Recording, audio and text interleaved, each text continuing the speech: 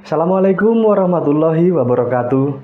Sahabat-sahabat semua dimanapun Anda berada, matur nuwun, terima kasih telah berkenan mengunjungi channel ini, Umar Atmojo Official. Semoga panjenengan semua selalu sehat. Pada kesempatan ini, perkenankan saya menyampaikan tentang channel ini. Umar Atmojo Official adalah channel tentang dunia pewayangan, khususnya wayang kulit. Kita tahu bahwa wayang semakin dikenal luas, bahkan di seluruh dunia.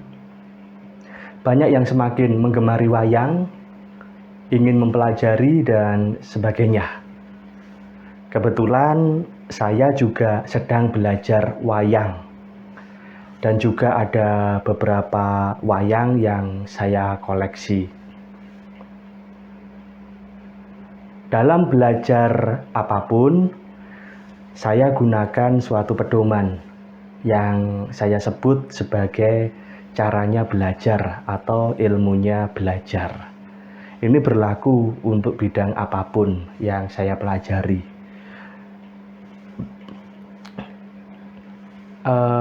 Pedoman itu apa saja? Yang pertama adalah bertanya. Jangan malu bertanya. Ya memang kadang kalau banyak bertanya mungkin agak memalukan. Tapi dari pertanyaan itu kan kita bisa cari jawabannya. Bisa dari guru, baca buku, seminar, workshop, penelitian, dari diskusi, dan sebagainya.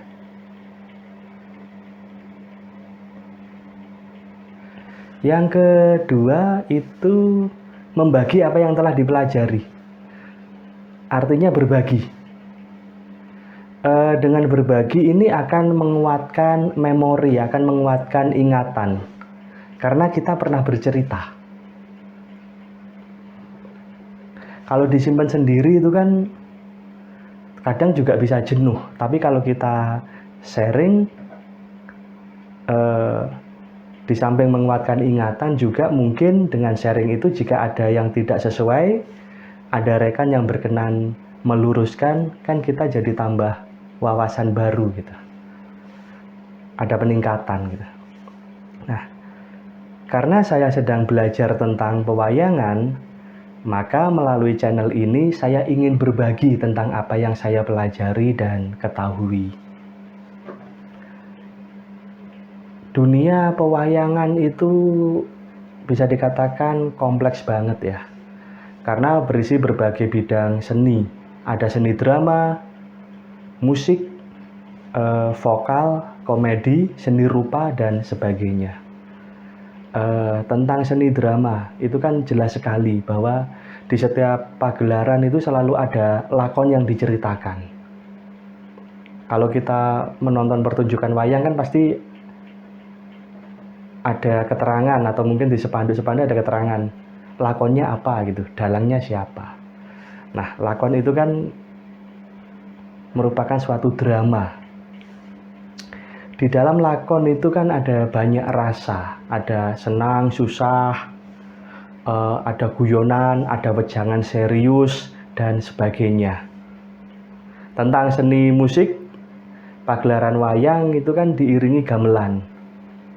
Bahkan cempolo itu seperti ini dari kayu, dan keprak itu seperti ini.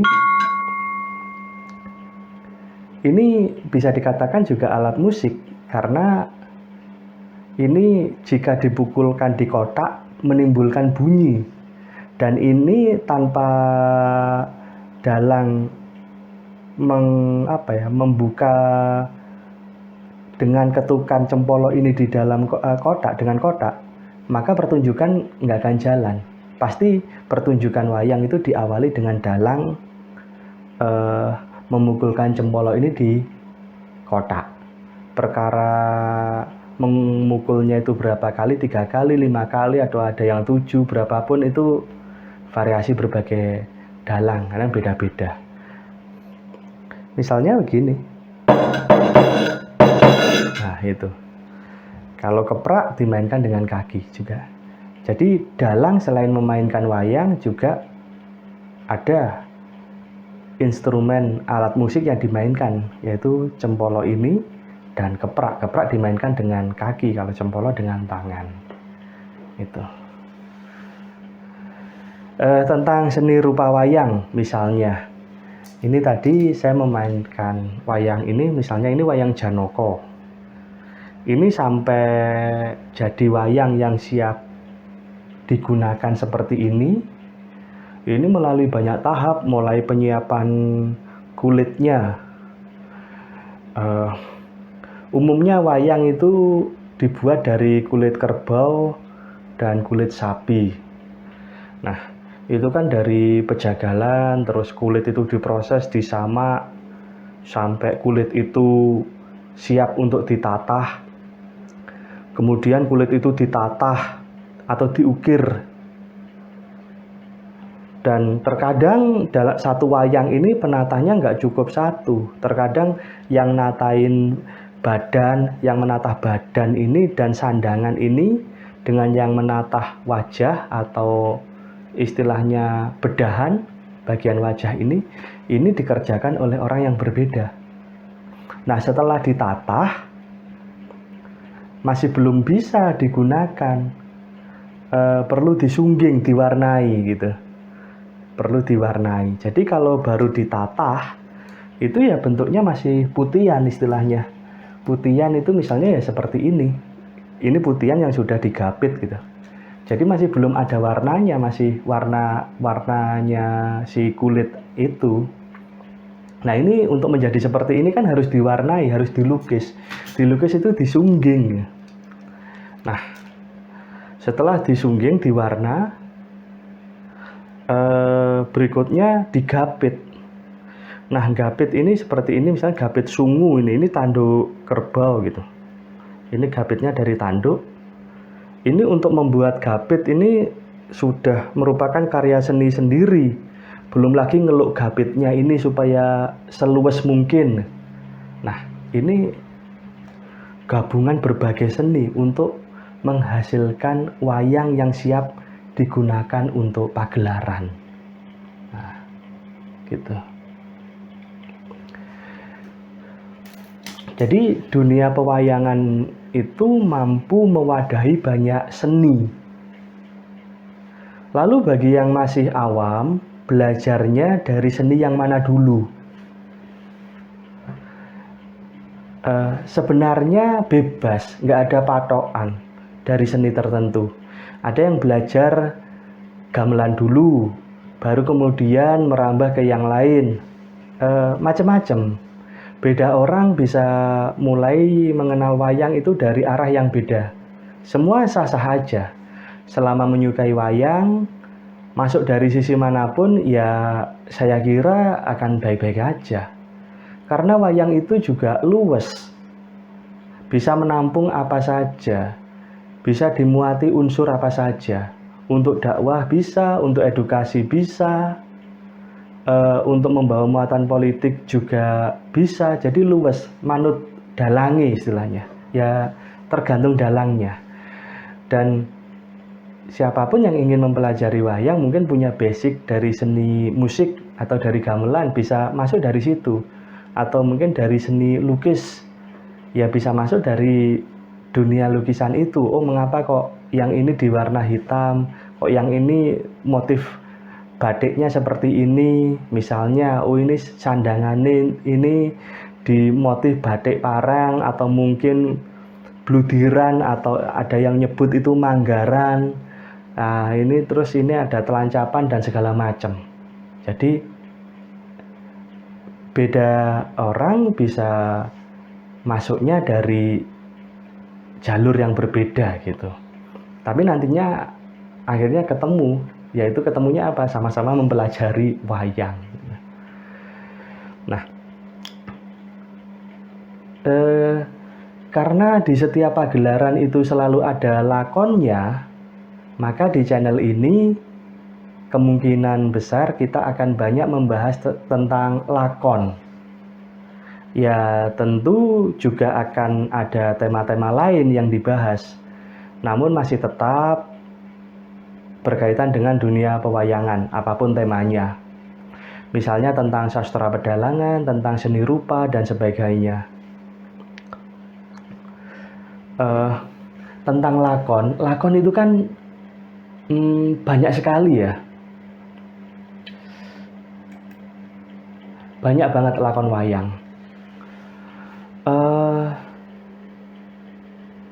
Karena banyak, ini jadi satu pertanyaan juga, kita akan mulai itu dari lakon apa?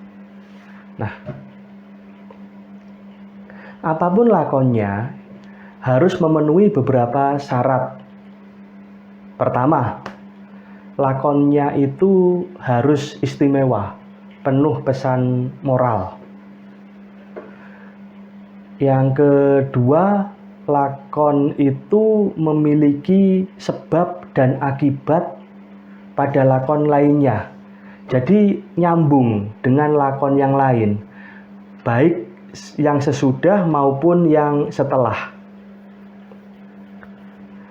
Yang ketiga, kronologi waktunya itu bisa dilacak. Artinya sebelum dan sesudah lakon itu ada lakon apa saja. Jadi nggak putus. Jadi lakon itu menjadi penyebab lakon berikutnya, dan lakon itu merupakan akibat dari lakon sebelumnya. Jadi ada urutannya. Yang keempat, tokoh-tokoh yang terlibat di lakon itu relatif banyak yang sudah kenal. Mungkin belum kenal secara mendalam, tapi tokoh itu sudah dikenali sebagai tokoh wayang. Yang kelima, banyak dalang yang telah memainkan lakon itu. Jadi lakon itu telah digarap oleh banyak dalang, baik yang masih eksis sekarang atau dalang-dalang senior-senior dulu. Dari syarat-syarat itu, maka kita akan mulai dari lakon Wirataparwa. Nah, Wirataparwa itu merupakan suatu periode di mana para Pandhawa itu menjalani periode masa hukuman di tahun yang ke-13. Jadi karena dinyatakan kalah dalam permainan dadu, dinyatakan kalah, sebenarnya tidak kalah, tapi dinyatakan kalah dalam permainan dadu, maka Pandhawa itu dihukum selama 13 tahun. Di mana 12 tahun awal itu hidup di tengah hutan, dan tahun ke-13 selama 1 tahun penuh harus bersembunyi di suatu kota, di suatu negara, dan nggak boleh ketahuan oleh Kurawa. Jika ketahuan, maka harus mengulangi masa hukumannya terhitung sejak semula lagi. Jadi mengulangi 13 tahun lagi. Tuh, itu Wirataparwa. Dan periode setelah Wirataparwa itu bisa dikatakan periode persiapan dan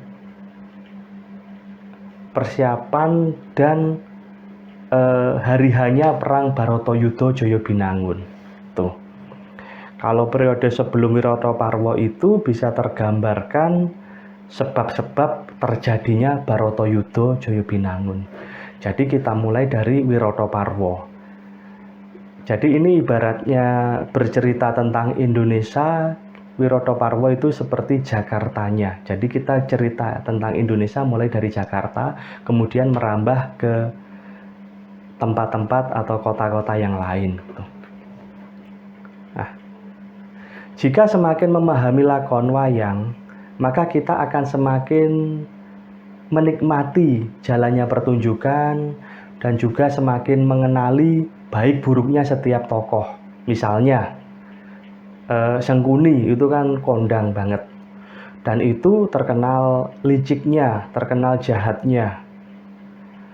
Namun apakah Sengkuni itu semuanya buruk? Oh tidak, Sengkuni juga seburuk-buruknya manusia, ada sisi baiknya, ada sisi positifnya. Misalnya dalam hal apa? Dalam hal tanggung jawab, dalam hal menjalankan amanah. Nah, detailnya nanti seperti apa, lengkapnya akan kita bahas di episode-episode yang lain, khususnya pada saat membahas lakon-lakon yang terkait dengan Kurawa dan Sengkuni. Yang kedua, Prabu Kresna. Itu kondang sebagai Ratu Titising Wisnu Wicaksono. Tapi apakah sempurna semua? Apakah perfect semua? Tidak juga. Kresna punya catatan gelap atau catatan yang tidak baik khususnya kepada putranya, anak pertamanya, yaitu Raden Gunadewa. Nah, nanti seperti apa bisa kita pelajari bareng di episode-episode selanjutnya. Jadi setiap tokoh wayang itu memiliki sisi baik dan sisi buruknya masing-masing, tergantung porsinya yang mana yang paling banyak. Nah, menyimak lakon wayang itu seperti menyimak kehidupan. Ini di belakang saya ini sengaja saya tampilkan tokoh Dewa Ruci dan Bimo. Bimo itu Werkudara atau waktu masih muda namanya Bratasena. Tokoh-tokoh ini ya sebenarnya satu kesatuan, ibaratnya itu seperti ruh atau sukma dan raga. Jadi Dewa Ruci itu ruhnya, Bimo ini adalah raganya. Jadi pada saat kita itu menyimak pagelaran wayang, itu ibaratnya seperti menyimak watak yang ada di dalam diri kita sendiri. Jadi semacam introspeksi diri. Karena itu walaupun orang sudah tahu lakonnya, dia masih tetap datang dan nonton pertunjukan wayang. Kalau yang mungkin belum paham lakon, bisa aja tertarik melihat pertunjukan itu karena keterampilan dalangnya dalam memainkan wayang, istilahnya sabetnya. Utamanya pada saat perang. Sabet itu bukan hanya perang, tapi sabet itu keseluruhan gerak wayang yang dimainkan dalang, itu istilahnya sabet. Banyak yang menyukai bagaimana dalang itu memainkan wayang pada saat perang, utamanya perang dengan buto-buto yang besar, itu buto raton, apalagi sampai koprol dan segala macamnya gitu. Kalau dalang-dalang sepuh dulu relatif jarang ngoprol ke buto, tapi kalau sekarang banyak buto raton atau bahkan buto 1,5 meter tuh koprol, itu salto itu banyak. Atau mungkin juga ada yang tertarik melihat pertunjukan wayang itu karena bintang tamunya, misalnya macam-macam gitu. Nah, intinya banyak sebab yang menjadikan orang tertarik atau berkenan menonton pertunjukan wayang. Nah, jadi channel ini bisa dikatakan sebagai sarana berbagi pengetahuan atas apa yang saya ketahui, apa yang saya pelajari tentang dunia pewayangan. Karena saya juga sedang belajar, ya pastinya akan banyak kekurangan. Saya mohon masukannya, mohon sarannya. Harap jangan segan-segan untuk meluruskan mungkin jika ada yang kurang tepat, ya sehingga saya juga bisa belajar lagi dan mendapatkan wawasan yang baru. Saya kira demikian dulu yang dapat saya sampaikan. Channel ini sebagai sarana sharing dunia pewayangan, sama sekali tidak ada maksud untuk pamer atau menyombongkan apapun, sama sekali tidak. Saya mohon maaf yang sebesar-besarnya apabila ada hal-hal yang salah, tidak tepat, dan mungkin ada yang menjadikan tidak berkenan. Saya mohon maaf yang sebesar-besarnya.